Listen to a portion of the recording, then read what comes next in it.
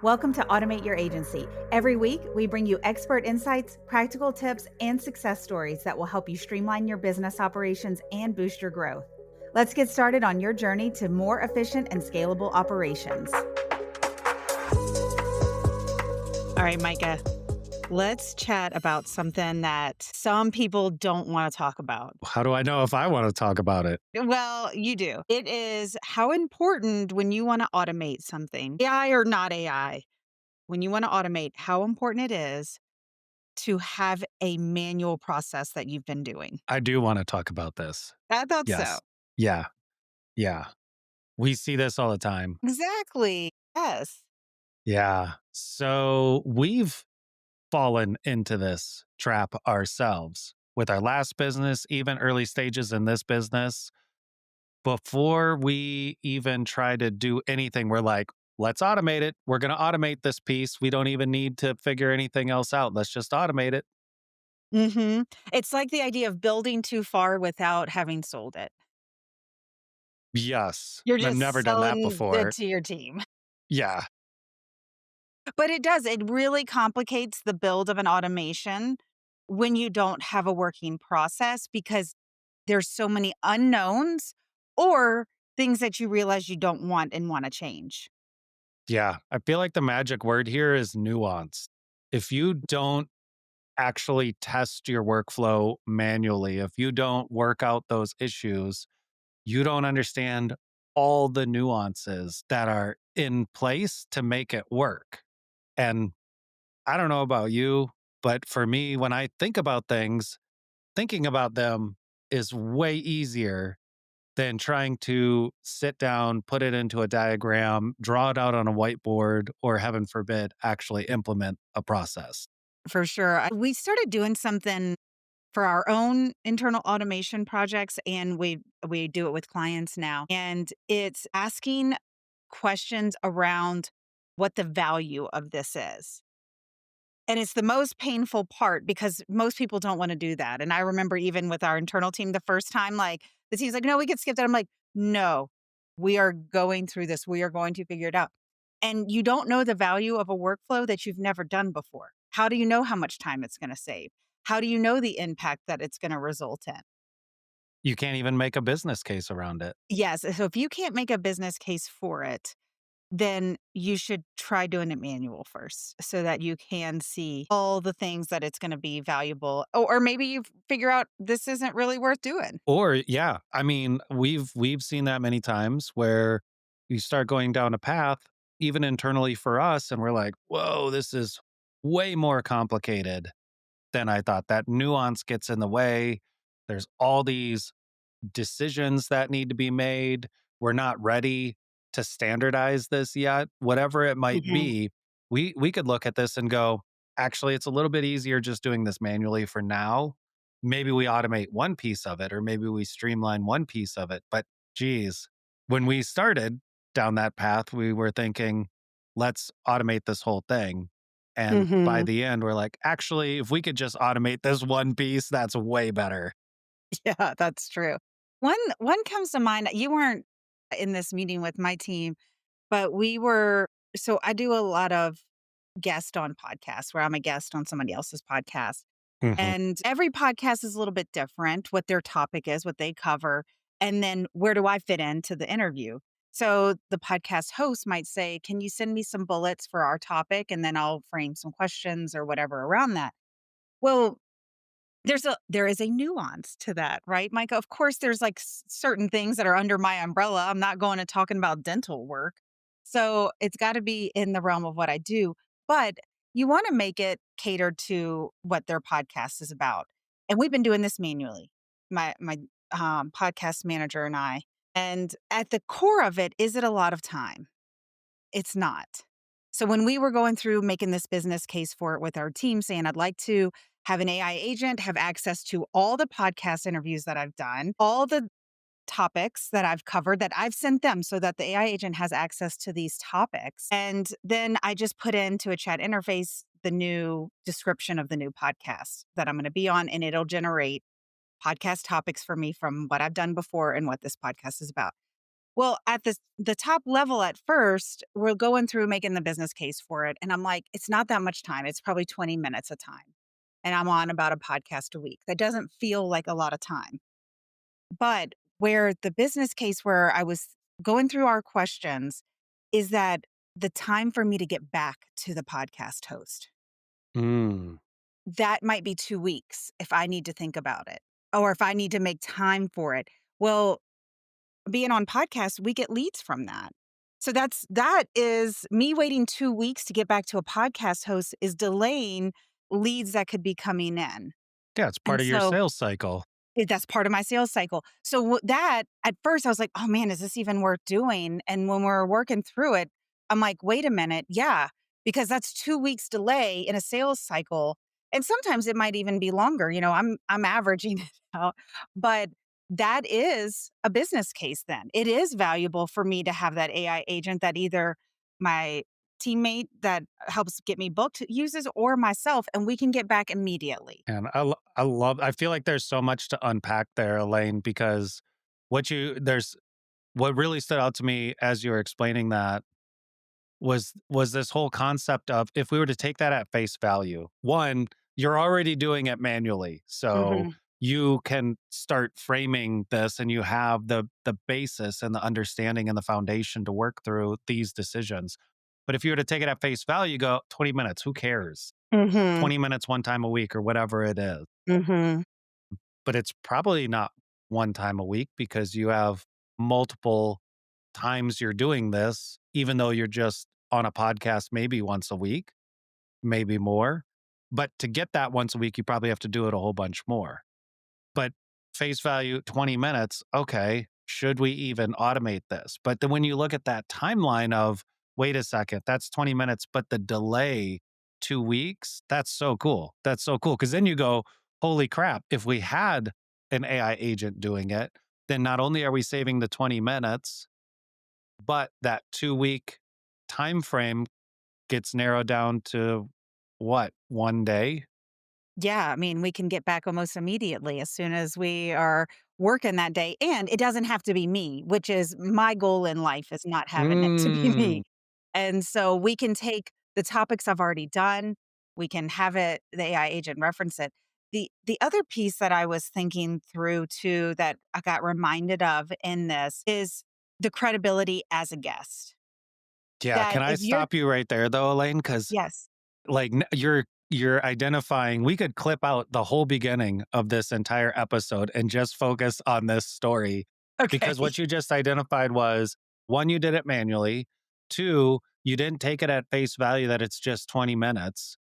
Three, you're looking at it from what's the actual sales cycle time difference by automating this. And now four, I don't have to do it myself, Mhm. which are all angles that you can only determine if you do this manually first. Yes, it's so true. So the last thing I was gonna say is the credibility as a guest is what data I'm not looking at is have there been podcasts that would have booked me that didn't? Now I do keep a pretty good log and we have a follow-up process, so there might not be much there. But how if Yanel and I did not have such a tight, buttoned up process for how we do things, and if somebody says they want to schedule me, that goes into ClickUp. Now, that is now in my podcast interview list with an entire process there. But if you take 2 weeks, does that podcast host really wanna have you on their show now? You can't even send topics. This is what your expertise. You can't send that to me immediately, and so your credibility starts to go down. So those were the things that I was thinking about at face value, maybe not, but then when you dig in a little bit deeper, and because I've been doing this manual for a year, I knew how to answer those questions as we dug in. Yeah. Yeah. And I don't have a great way to explain this, but in my mind, I see this kind of picture of when you do stuff manually for a period of time, it's almost like the cream rises to the top with the issues, the gaps, right? So for Mhm. you, it's the 20 minutes. Okay, cool. But it's also the 2 weeks. And it's also, I'd rather have a scalable system where I don't have to do this. Mhm. And I don't have to do heavy training for my team to learn how to do this because they can literally just chat with an agent and get what they Mhm. need. Yeah. And because we've been doing it manual for a year, if we would have built this agent a year ago, last May was when I really started going after being on podcasts. I didn't have enough podcasts to fill in an agent with. I would have Super had 3, so interesting. we still would have been able to do it. It would have just Yeah. been a lot more AI generated, and it would have been more creative on my topics and related to their description, but now we have an entire 50 podcast interviews with description of their podcast with the topics that I discussed that an agent has access to. So let me ask you this because I think this is really interesting. Do you think if you would have built it from the beginning without doing it manually for a period of time, that you would have ended up with the same result or the same design? Or would it have been this more, I don't know, complicated? Like, would it have missed the mark and then you would have had to go back and iterate and fix it as time went on? Well, with anything with AI, if you're depending on it without the context, it's going to miss the mark. And you have to, so it might have gotten me 80% of the way there and I needed to do 20% of the work. But now it nails it 99% of the time. So minutes count. Yeah. Yeah. Well, and I guess we should point out too that this is not just an agent by itself. So you're bringing up, this is a side tangent lane, but for those that are listening, we're using a combination of technologies Hmm. to power this agent.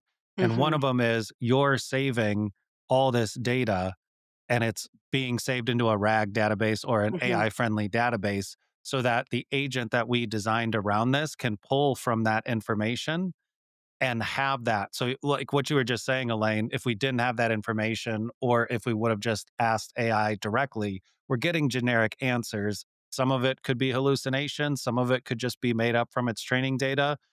We don't know what it is. But because you have that information and because we took that information and provided that as a tool to the agent, now the agent can pull from that. And so you have a year's worth of information that the agent can pull from and answer to get you to that 99%, not generic AI slop, as the Hmm. kids like to call it these days.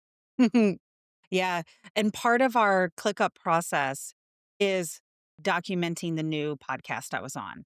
So, host, description, topics, like we have that as a step and we save that. And it was in a spreadsheet. We've changed it now that we're having an agent access it in a AI friendly database, like you said. So, but we already had that because that was part of our process to document it. Because the one of the biggest things is if somebody asks, well, what other podcasts have you been on? You don't want to have to go searching your name and coming up with which ones were the good ones. Like we already have that all documented. What's your topic? You're a fractional CFO and you've got a podcast about CFO stuff. Great. I've done 3 and I know exactly where they are. Yeah, so you built the system first, and Mhm. then you applied the automation. You executed on the system to make sure you knew that it worked for the use case that you were looking for. Then you applied the automation and the technology to get there. Yeah. I Your other question, Micah, about if I would have done this automation a year ago, would it have gotten me similar results? And one thing that really speaks to doing it manual first in any concept is what we do changes. What I say changes.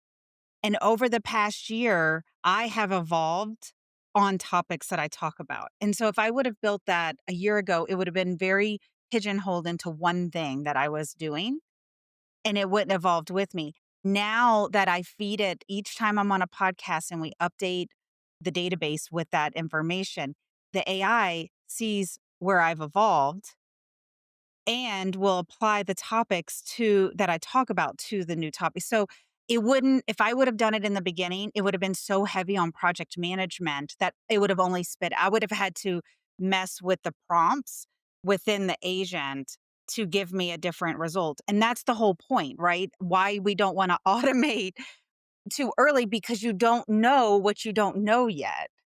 Yeah. Yeah, I mean, I couldn't agree more.